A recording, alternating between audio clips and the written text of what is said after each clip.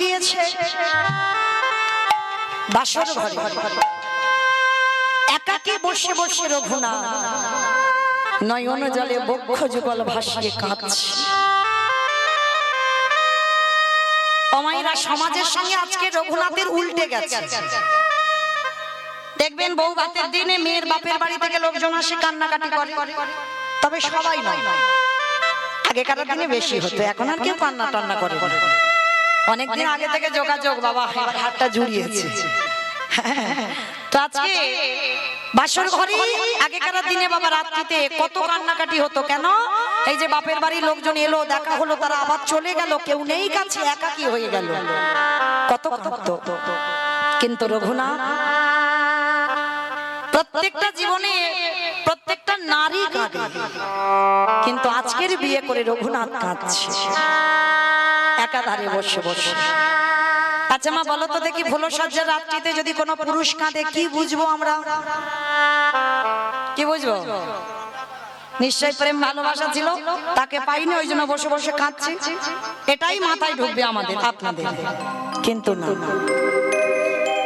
এগুলো কাদের হয় জানো? যারা বউ, যারা স্ত্রী, তাদের হয়। কিন্তু যারা সহধর্মিণী তাদের হয়। সহধর্মিণী কাকে বলে? এখানে এতগুলো নারী আছে, সবাইকে সহধর্মিণী? একটা মিলবে কি তা সন্দেহ।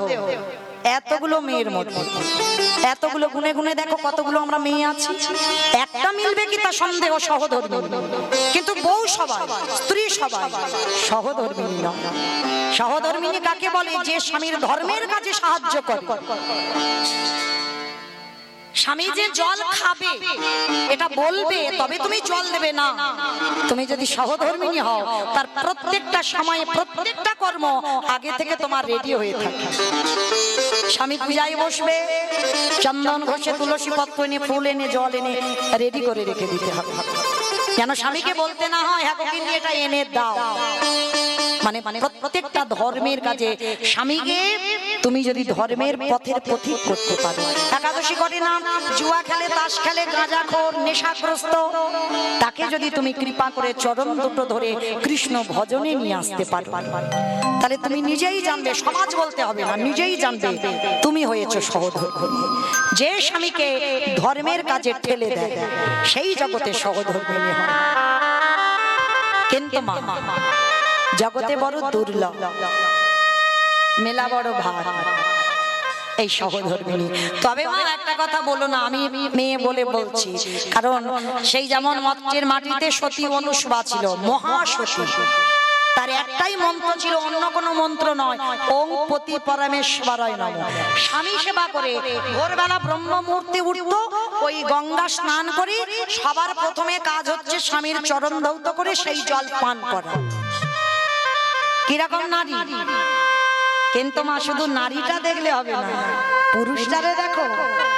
হ্যাঁ, শুধু নারীদের বলে যাচ্ছ সহধর্মিণী, তারে কয় স্বামীর ধর্মের কাজে সাহায্য করো। স্বামী কি ধর্মের পথে আছে যে সাহায্য করবো? স্বামী ধর্মের পথে থাকবে না, তার জন্য সাহায্য করবা। স্বামী যদি ধর্মের পথে না থাকে, অনুসুয়া মা সতী কেন হবে না? তার স্বামীটা কেমন ছিল? এমনি কি মহাসতী হয়েছে? তার স্বামীর জন্য, অত্রিমণির জন্য হয়েছে। স্বামীর ভজন শক্তি কত ছিল, তার সঙ্গে পড়ে কঙ্কাল হয়ে গেল স্বামী সেবা করে। তাহলে স্বামীটাকেও হতে হবে, এই কলিযুগে স্ত্রীকেও হতে হবে। তবেই দুজনে যদি এক পথের পথিক হতে পারো, তবেই বাবা তুমি সহধর্মিণী হবে, তবে তুমি সেই স্বামীর চরণ সেবা করে তুমি জগতে সতী হতে পারবে। আর স্বামী যদি বাবা ঘন্টায় ঘন্টায় ঘন্টার মধ্যে বাবা সবটাই মিথ্যা, একটাও সত্যি বলে না, তাহলে সেই স্বামীর চরণ সেবা করলে কোনো কাজ হবে বলে মনে হয়? স্বামী যদি নেশাগ্রস্ত, মানে একদম বোতল খেয়ে চলে এসেছে, পা ধুয়ে জল খেলে কাজ হবে? সারাদিন বাবা বিড়ি সিগারেটের যেন একেবারে ফোয়ারা উঠছে, সে স্বামীর চরণ সেবা করলে কাজ হবে? হবে না। তাহলে কোন স্বামী? যে স্বামী কৃষ্ণ ভক্ত হবে, হৃদয়টা সোজা সরল হবে, কৃষ্ণ ভজনের পথের পথিক হবে, আর অন্য কথা নয়, অন্য ভাবনা নয়। সেই স্বামীর চরণ সেবা করে তুমিও মর্ত্যের মাটিতে হয়ে যাবে সতী অনুসুয়া, তুমিও হতে পারো বেহুলা, তুমিও হতে পারো সাবিত্রী মা। তাহলে শুধু মেয়েদের বললে হবে না, স্বামীগুলোকে ঠিক হতে হবে। হরি বল। তো আজকে এই রত্নাবতী বাসর ঘরে মানে ফুলসজ্জা রাত্রিতে দেখছে স্বামী কাঁদছে, ছুটে গিয়ে প্রণাম করে জিজ্ঞাসা করলেন, স্বামী কাঁদছো কেন তুমি? কার জন্য তুমি কাঁদছো? মাথাটা নিচু করে আছে, প্রত্যেকটা নারী মাথা নিচু করে থাকে, আজকের পুরুষ হয়ে মাথা নিচু করে আছে, বদন দর্শন করছে। 3 দিনের পরিচয় মাত্র। রত্নাবতী প্রশ্ন করছে, আমায় বলো তুমি কার জন্য কাঁদছো? কার জন্য তোমার এত কষ্ট? কার জন্য তোমার এত দুঃখ? কার জন্য তোমার এত জ্বালা যন্ত্রণা? একবার বলো আমায়। পারবে না, পারবে না। রত্নাবতী কেন তুমি আমার কাছে এসেছো? আমি যেটা আজকে রাত্রিতে চাইবো তুমি আমাকে কোনোদিনই দিতে পারবে না। পারবো। তুমি একবার চেয়ে তো দেখো, একবার চেয়ে দেখো তুমি আমার কাছে কি চাও।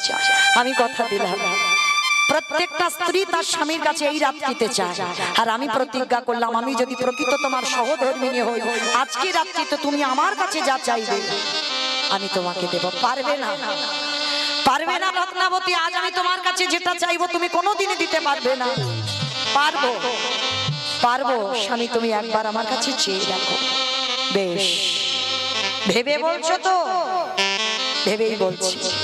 তাহলে তুমি সত্য করো, আজ রাত্রিতে আমি তোমার কাছে যেটা চাইবো তুমি আমায় দেবে। বেশ, অগ্নি সাক্ষী করে তোমায় বিয়ে করেছিলাম, আমার বাবা মা তোমার হাতে তুলে দিয়েছি। রত্না, তুমি কি জানো আমার বাবা কেন আমায় বিয়ে দিয়েছে? জানিস? আমি জানি। কেন, কি জন্য বিয়ে দিয়েছে বলো তো দেখি? বলে কৃষ্ণ ভোলাবার জন্য। বাহ। আচ্ছা রত্নাবতী, তুমি কি মনে করো যে তুমি আমার কৃষ্ণ ভোলাতে পারবে? আমি তো চাই না তোমার কৃষ্ণ ভোলাতে। তুমি ভাবলে কি করে?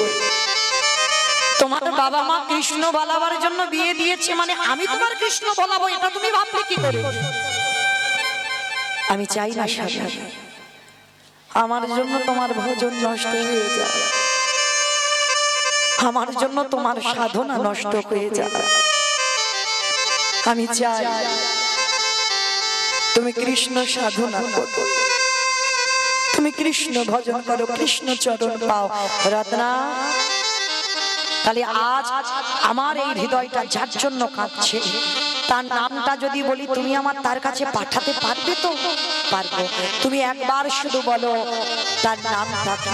এই রাতের অন্ধকারে আমি নিজের হাতে আমি তোমাকে তার কাছে দিয়ে আসবো। আজ রঘুনাথ কেঁদে বলে উঠলো, রত্না তুমি ভেবে কিন্তু বলো। আবার রত্না বললো, আমি ভেবে বললাম। শোনো রত্না, যার জন্য আমার এত কষ্ট, যার জন্য আমার এত যন্ত্রণা, যার জন্য আমার এত জ্বালা, যার নাম হলো কৃষ্ণ। রত্নাবতী গো,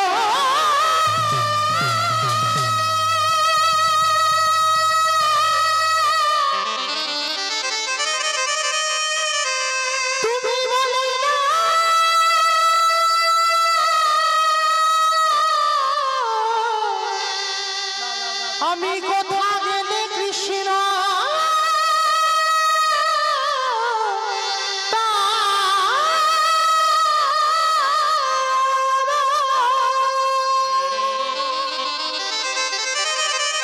বলে দাও, কোথায় গেলে কৃষ্ণ পাবো?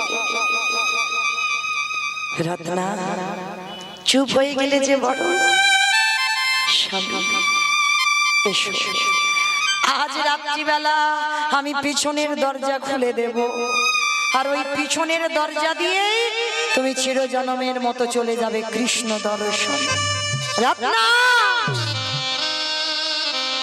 আর কোনদিন কিন্তু তুমি আমার দেখা পাবে না। এই যে 3টে দিন তোমার সঙ্গ করলাম, এই যে 3টে দিন আমি তোমায় দর্শন করলাম, আমি সারা জীবন এই 3 দিনের স্মৃতিটুকু নিয়ে কাটিয়ে দিতে পারব। রত্না, স্বামী হয়ে সহধর্মিনীর চরণে হাত জোড়ো করে বসেছে। তুমিও হলে আমার জ্ঞানের কুটু রত্না, তাহলে আসি রত্না। ফুলসজ্জার ঘরে চিরজনমের মতো স্বামী বিদায় দিল। স্বামীর চরণে প্রণাম করে একটাই কথা বলেছিল, রত্নাবতী তোমার কাছে আমি কোনো সুখ চাই না, তোমারও চাই না, তবে একটা কথা দিয়ে যাও, যদি তোমার কৃষ্ণ দর্শন হয়ে যায়, যদি আমার রাধারানীর কৃপা তুমি পেয়ে যাও, এই দাসীকে যেন কোনোদিনে তুমি ভুলে যেতে। আমি চলে যাই,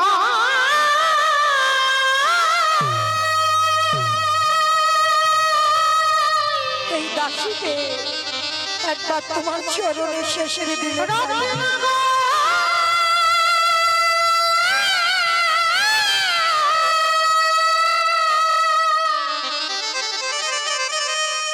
আমি চলে যাই, আর কোনো দিন ফিরে আসব না। আসি রত্নাবতী, আমি চলে যাই রত্না,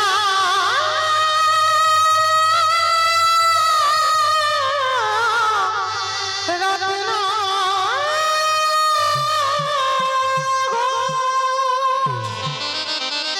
অন্তত অন্তিম সময় একবার তুমি আমার দর্শনে দিও স্বামী।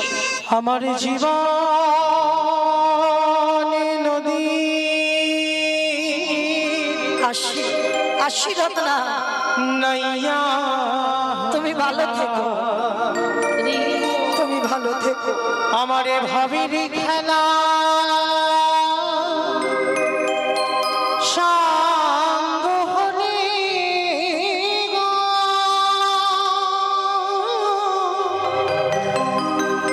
একেবারে দিগ পার করিয়া আমারে জীবন নদীরে নাইয়া। আসি রত্নাবতী, জীবনের নদী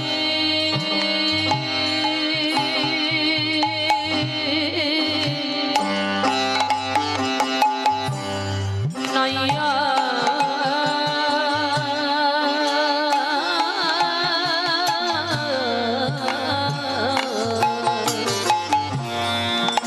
আমার ভাবের খেলা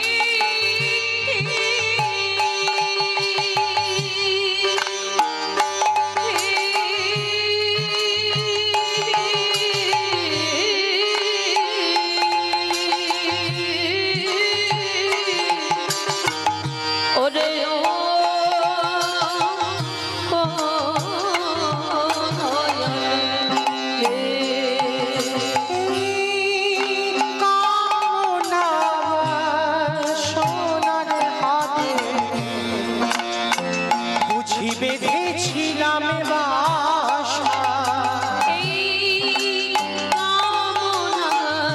রত্না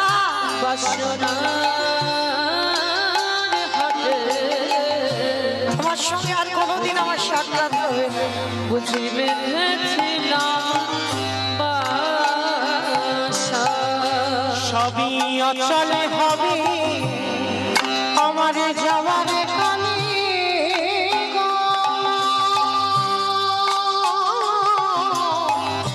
একেবারে দেখি নাই ভাবিয়া আমার জীবন নদীরে নাইয়া। নিতাই গৌর প্রেমানন্দে হরি বল হরি বল হরি বল। নাইয়া ওই ভবের খেলা সঙ্গ হলে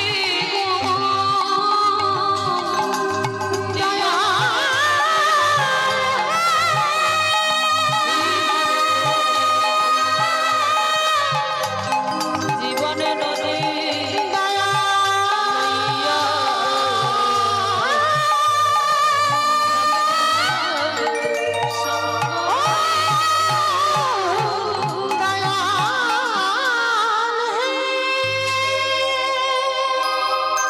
চিরজনমের মতো রত্নাবতী বিদায় দিল তার স্বামীকে। ওই 3 দিনের জন্য 3 দিনের দর্শন নিয়ে আজীবনটা রত্নাবতী কাটিয়ে দিল। ভাবা যায় একটা নারী জীবনে কত কঠিন পরীক্ষা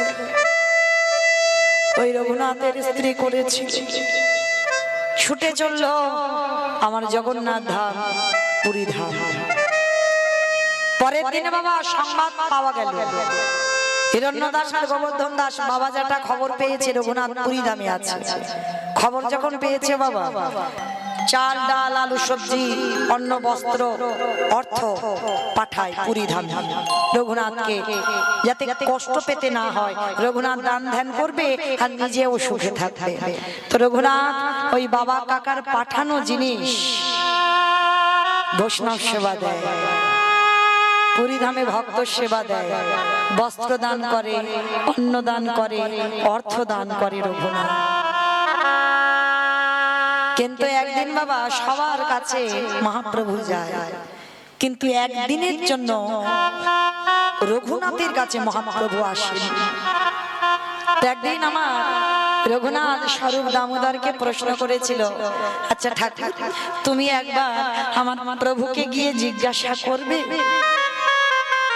প্রভু তো সবার কাছে আসে, কই কোনোদিন দেখি না যে এই হতভাগার কাছে এসেছে। যদি আমার অপরাধটা কি আমি যদি জানতে পারতাম, কেন প্রভু আমার কাছে আসে না আর আমার মুখও দেখে না কেন? তো স্বরূপ বলছে ঠিক আছে রঘুনাথ, আমি গিয়ে প্রভুকে জিজ্ঞাসা করব। তা স্বরূপ দামোদর গিয়ে আমার মহাপ্রভুকে প্রশ্ন করছে, প্রভু রঘুনাথ জিজ্ঞাসা করলো তুমি সবার কাছে যাও, সবার কাছে গিয়ে বসো, কিন্তু কই রঘুনাথের কাছে কেন তুমি যাও না? রঘুনাথ এত বৈষ্ণব সেবা দেয়, এত ভক্ত সেবা দেয়, এত অর্থ দান, এত বস্ত্র দান, পছন্দ কি নয়? বলো না পছন্দ কি নয়? যেই না বলেছে পছন্দ নয়, সঙ্গে সঙ্গে মহাপ্রভু রেগে গিয়ে বলেন স্বরূপ তুমি গিয়ে ওকে বলে দিও ওর বাবা জ্যাঠা এই যে অন্নদান বস্ত্রদান অর্থদান করে, ওর বাবা জ্যাঠার অহংকার, ওদের বংশের ছেলে হয়ে পুরী ধামে এসে সাধু গুরু বৈষ্ণবদের সেবা দিচ্ছে, বস্ত্রদান করছে, অর্থদান করছে, তাতে ও রঘুনাথের হৃদয়ে অহংকার বাসা বাঁধছে। আমি এগুলো পছন্দ করি না, এগুলো বাবা আমার ভগবানের পছন্দ নয়। অপরাধ নেবেন না, আমি বলছি বলে কেউ যেন মনে করবেন না যে মৌমিতা জ্ঞান দিচ্ছে না, জ্ঞান দিচ্ছে না। অনেকে জানেন, আমি একটু মনে করাচ্ছি। দেখবেন অনেকে দুর্গাপূজা বলো কালী পূজা কোনো অনুষ্ঠানে দেখবেন বাবা এই যে অন্ন দান করে, বস্ত্র দান করে, কম্বল দান করে, করে না? করে তো। দেখবেন গরিব দুঃখীদের ডেকে ডেকে স্টেজের উপরে তোলে, তার হাতে কম্বল দেয়, বস্ত্র দেয়, অর্থ দেয়। ভালো করে বিচার করে দেখবেন এটা কি ঠিক হয়? এটা আমার ভগবান জীবনে পছন্দ করে না। ভক্তকে বলে যদি তোমার ডান হাত দান করে, তোমার বাম হাত যেন জানতে না পারে। তুমি সবার মাঝখানে তার নাম ধরে ডেকে তুমি স্টেজে তোলা মানে তাকে অপমান করা হলো। সমাজে তুমি জানিয়ে দিলে ও গরিব, ও কাঙাল, ও খেতে পায় না, পড়তে পায় না, ওর অন্ন বস্ত্রের অভাব। ভগবান এগুলো পছন্দ করে না। তোমার যদি ইচ্ছা হয় কাউকে কিছু দেবে, রাতের অন্ধকারে ব্যাগে করে গিয়ে দিয়ে এসো, সেটা কারোর জানার দরকার নাই, সেটা আমার গোবিন্দ তো জানবে। আর জগতে সমাজে কে বিচার করবে? বিচারের মালিক তো বসে আছে, মানুষ বিচার করে না, এটা বাহ্যিক জগৎ। বিচারের মালিক হচ্ছে আমার পরমার্থিক জগতের ভগবান। বিচার তো সেখানে গিয়ে হবে, এখানে তো কোনো বিচার হবে না, কে কি করলাম না করলাম। তাই বললাম বলে যেন কেউ অভিমান করবেন না আমার উপরে। যেটা আমার চৈতন্য মহাপ্রভু শিক্ষা দিয়েছেন, এটা আমি শিক্ষা দিচ্ছি না, আমার মহাপ্রভু বলছে সাধু তুমি গিয়ে ওকে বলে দিও, ও যে এইগুলো করে, ওর বাবা যেটার অহংকার, ওরও অহংকার আসবে, পছন্দ নয়। স্বরূপ গিয়ে বলল, তো আমার রঘুনাথ আর ওই সব নেয় না, বাবাকে খবর পাঠালো যেন কেউ আমার এই পুরীধামে কিছু না পাঠায়, সপ্তগ্রাম থেকে কিছু আসে না। এইবার রঘুনাথ কি করে? আনন্দবাজারে বসে থাকে। আনন্দবাজার দেখেছো তো পুরীধামে? কতজন দেখেছো? হাতটা তোলো তো দেখি। সবাই দেখেছে কিন্তু বুঝতে পারছে না কোনটা আনন্দবাজার। ওই যে যেখানে আমার মহাপ্রভুর পুরীর প্রসাদ বিক্রি হচ্ছে, অন্ন বিক্রি হচ্ছে না, দেখেছো তো? 56 ভোগ, ওইটা তো আনন্দবাজার, মানে নামটা জানো না, ওটারই নাম হচ্ছে আনন্দবাজার। আর ওই আনন্দবাজারে রঘুনাথ বসে থাকতো, যেগুলো বিক্রি হতো না রঘুনাথকে দিত, আহার করত। তাতেও আমার মহাপ্রভুর পছন্দ নয়। খবর পাঠালো রঘুনাথ এই যে লোকের কাছে অযাচিত ভাবে হাত পেতে খাবে, এটা আমি পছন্দ করি না। রঘুনাথ ছেড়ে দিল। এইবার পুরীধামে গিয়ে দাঁড়ে দাঁড়ে ভিক্ষা করে। কি গো, কোথাকার ছেলে আজকের কি দশা দেখে। আর আপনারা আমরা কতটুকু জমিদার, কতটুকু বড় লোক, ক পয়সা ব্যাংকে আছে, ক টাকা ব্যাংকে আছে। আর আজকে লক্ষ্য করে দেখেন রঘুনাথের দশাটা, জমিদারের ছেলে কি দশা, লোকের দ্বারে ভিক্ষা করে। সেটাও মহাপ্রভু খবর পাঠালো, ও লোকের বাড়িতে বাড়িতে গিয়ে চেয়ে খাবে, এটাও আমার পছন্দ না। এমনি নয়, ঘষে মেজে দেখবে না, ও আমার না, আমার নয়। এইবার কি করেছে? মহাপ্রভুর যখন কোনোটাই পছন্দ নয়, শেষে ওই মন্দিরের সিংহ দুয়ারে রঘুনাথ বসে আছে। এক সপ্তাহ হয়ে গেল কিছু খাইনি গো, একবার বাঁচবে বলে মনে হয়। এই যে শিব চতুর্দশী হলো, অনেকে দুদিনই উপোস হয়েছে জানো তো, যেমন আমরা হয়েছি দুদিন উপোস, দুদিন অন্ন যাই। তাহলে ভাবে এই যে দুদিন উপবাস হয়ে গেল, তাহলে দুদিনে শরীরটা কত কষ্ট হয়েছে। আর রঘুনাথ এক সপ্তাহ কিছু, আমরা তো ফল এগুলো আহার করেছি, জল পেয়েছি, কিন্তু রঘুনাথ তাও নয়। সিংহ দুয়ারে বসে আছে। এক সপ্তাহ পরে কি করেছে জানো? খিদের জ্বালায় আর বসতে পারছে না, দাঁড়াতে পারছি না। এখন শরীরে ক্ষমতা না থাকলে কৃষ্ণ ভজন হবে কি করে? তবু মনে মনে ভাবলেন, হে দয়াময়, হে দেহে যতক্ষণ প্রাণ আছে আমি তোমায় ভজে যাব। এইবার নালা দিয়ে জগন্নাথের একটা বাসি প্রসাদ ভেসে যাচ্ছে, পচা গলা ভেসে যাচ্ছে। এবার যেই না ভেসে যাচ্ছে, খিদের এত জ্বালা, এত যন্ত্রণা। হাজি রঘুনাথ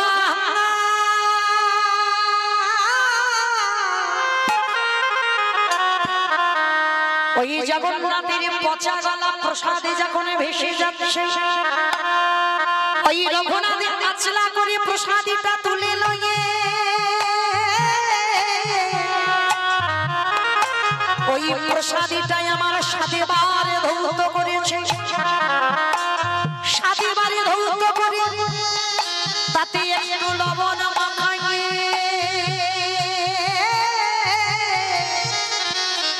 আজি রঘুনাথ সবে মাত্র বদনে দিতে যাবে। ও গো দয়াময়, তাই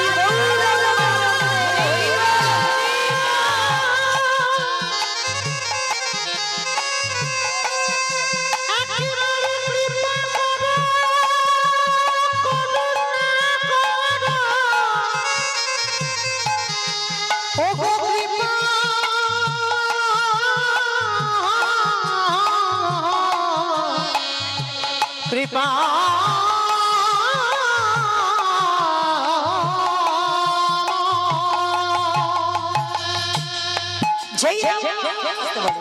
এইবার যেই না রঘুনাথ ওই প্রসাদীটা পচা প্রসাদ ধৌত করেছে, পচা গলা, একটু লবণ মাখিয়েছে, লবণ মাখিয়ে সবে বদনে দিতে যাবে, আমারে ভগবান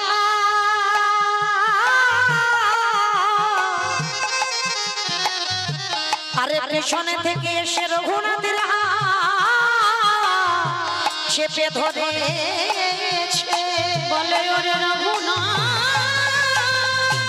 তাই গৌরাঙ্গে হরি বল, হরি বল।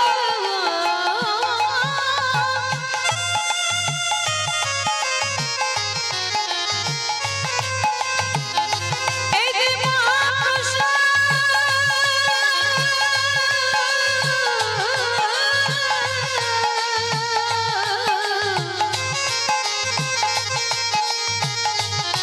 আমি এই মহাপ্রসাদ খেতে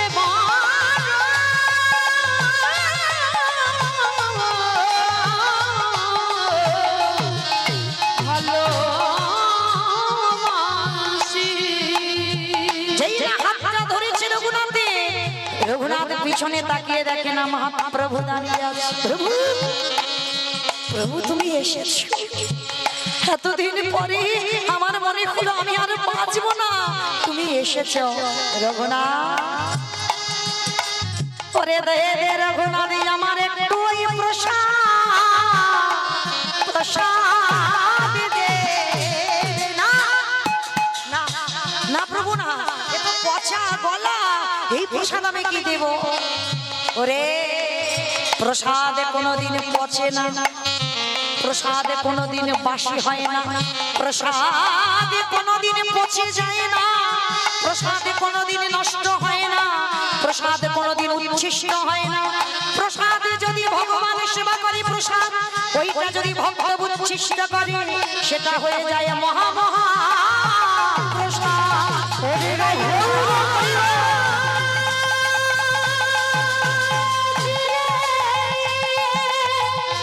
ওই মহাপ্রসাদ দে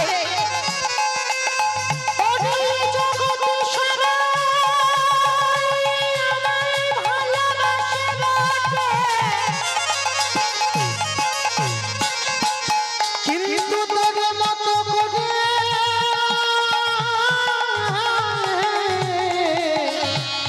আমায় ভালোবাসে না। ভক্ত দিল ভগবানের বদনে, ভগবান দিল ভক্তের বদনে। আহা, দেখো কেমন ভক্ত আরে কেমন ভগবান। যখনই আমার মহাপ্রভুর প্রসাদ রঘুনাথ পেয়েছিল অদ্বৈত আচার্যের ঘরে, তখন ভক্ত ভগবানের কোনো ভেদাভেদি ছিল না। আজ ভগবানের প্রসাদ ভক্ত পেয়েছিল, আজ ভক্তের প্রসাদ ভগবান পাচ্ছে, এমন ভক্ত জগতে বড় দুর্লভ হয় গো। সে যে ভক্তের তাই গৌরব হরি বল, হরি বল।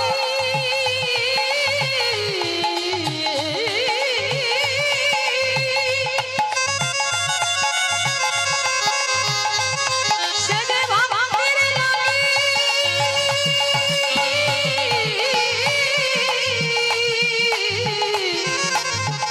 ভক্তের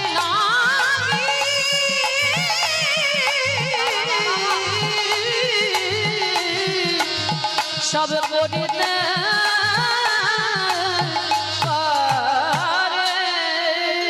আজকে যেই না রঘুনাথের হাত থেকে কেড়ে নিয়ে মহাপ্রভু বদনে দিয়েছে, রঘুনাথকে হৃদয়ে ধরে বললেন রঘুনাথ তোরে মতো ভক্ত আমি দেখি না, ওরে আয় আয় আমার আমার হৃদয়ে আয়। প্রভু আজ আমি বুঝলাম তুমি করুণা সিন্ধু ভগবান, ভক্ত বাৎসল্য ভগবান, তোমার মতো দিনের দয়াল দিন বন্ধু আরে যে জগতে কেহ নাই গো। ওগো দয়া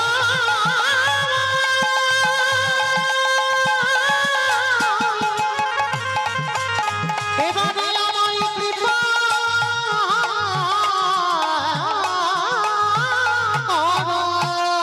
মহাপ্রভু বললেন রঘুনাথ আজ আজ বুঝলাম তোর প্রকৃত বৈরাগ্য হয়েছে। বল কি চাস? প্রভু আমি যেতে চাই বৃন্দাবনে রাধা কুণ্ডের তীরে। ওই রঘুনাথ দাস গোস্বামী রাধা কুণ্ডের তীরে গেলেন, আর রাধা কুণ্ডের তীরে গিয়ে হা রাধে বলে কেঁদে কেঁদে প্রখর রৌদ্র, আর এত রৌদ্র ওই রঘুনাথ প্রাণ অষ্টাগত প্রাণ চলে যায়। ওই রৌদ্রেতে তপ্ত বালির উপরে শয়ন করে রাধে রাধে বলে কাঁদছে।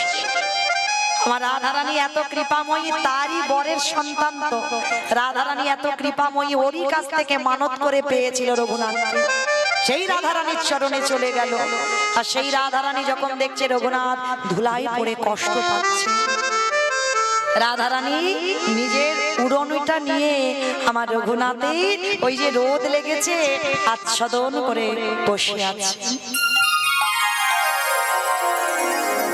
রঘুনাথ যেই না একটা ছাওয়া দেখে কি এত রোদ ছিল কি করে, পিছনে তাকিয়ে দেখে না একজন সুন্দর রূপবতী নারী উড়ানিটা ধরে দেয়। কে মা তুমি? কিরে আমার জন্য এত কাঁদছিস, এত ডাকছিস, এই বললি তোর প্রাণ চলে যায়, প্রাণ চলে যায়। তোর প্রাণ যদি চলে যায় কি আমার ভজন করবে বল? ওই জন্য তো আমি থাকতে পারলাম না। তুই এই রোদে কষ্ট পাচ্ছিস বলি আমি আমার আঁচল দিয়ে ছায়া করে দাঁড়িয়ে আছি। মা আমি তো তোমায় একা দেখতে চাই না, একবার তুমি কৃপা করে আমার মাধবকে নিয়ে তুমি একবার বামে দাঁড়াও। আমি নয়ন ভরে আমি সেই যুগল মাধুর্য একবার দর্শন করতে চাই। অন্তত প্রাণও যাবার আগে আমি যেন এই রাধা কুণ্ডে আমি যেন যুগল দেখতে পাই। রাধারানীর বর দেওয়া সন্তান, সেই রাধারানী আশীর্বাদ দিল রঘুনাথ তোর মতো বৈরাগ্য জগতে বড় দুর্লভ, আয় তোর ভক্তিতে সন্তুষ্ট হয়ে আমি তোরে যুগলে দর্শন করাবো। রাধে আমাকে যুগলে দেখাও, কিন্তু যার জন্য আমি তোমার চরণে আসতে পেরেছি সে বসে আছে আদি সপ্তম গ্রামে আমার সহধর্মিণী রত্নাবতী। আসবার সময় আমার কাছে জীবনে একটা জিনিস চেয়েছিল, আমি যদি কোনোদিন তোমার চরণ পেয়ে যাই একবার যেন আমার রত্নাবতীর যেন তোমার চরণে পাঠাতে পারি। তাই তুমি আমাকে কৃপা করো বা না করো আমার রত্নাবতীকে তোমার চরণে ঠাঁই দাও। রাধারানী কৃপাময়ী, করুণাময়ী, প্রেমময়ী, ভাব স্বরূপিণী, আহ্লাদিনী শক্তি, আনন্দ শক্তি রাধারানী সেই আদি সপ্তম গ্রাম থেকে আমার রত্নাবতীকে নিয়ে এলো, দর্শনে দেখালো রত্নাবতীকে। রঘুনাথ সাক্ষাতে আমার রাধা মাধবের যুগল দর্শন করলেন। হরি বল, আমরাও যুগল দর্শন করলাম। যুগলে দাঁড় করিয়ে মায়েরা একটা নিবেদন, আমার এই দাদা ভাই প্রত্যেকের জন্য সেবার ব্যবস্থা রেখেছেন। প্রত্যেকে আমার পরবর্তী দিদি ভাই আসছেন, লীলা কীর্তন পরিবেশন করবে, খুব ভালো কীর্তন গায়। অবশ্যই আপনারা ধৈর্য ধরে বসবেন আর প্রত্যেকে প্রসাদ পেয়ে আবার লীলা কীর্তন শুনতে বসবেন। কেমন? চলেন যুগল দর্শন করি। শ্যামের বামে, শ্যামের বামে, শ্যামের বামে দাদা গিল নবীন কিশোরী গো।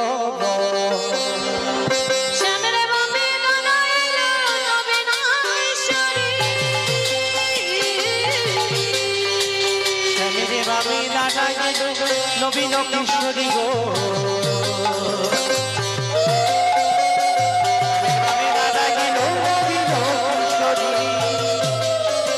ললিতা শাখায় আমি হরি বল, হরি বল। সবাই থেকে হাত দুটো তোলেন তো যাওয়ার সময়।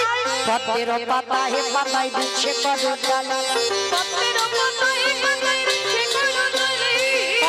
পাতায় পাতায় দিচ্ছে কদরালি গো, কেন রাশি মাকে না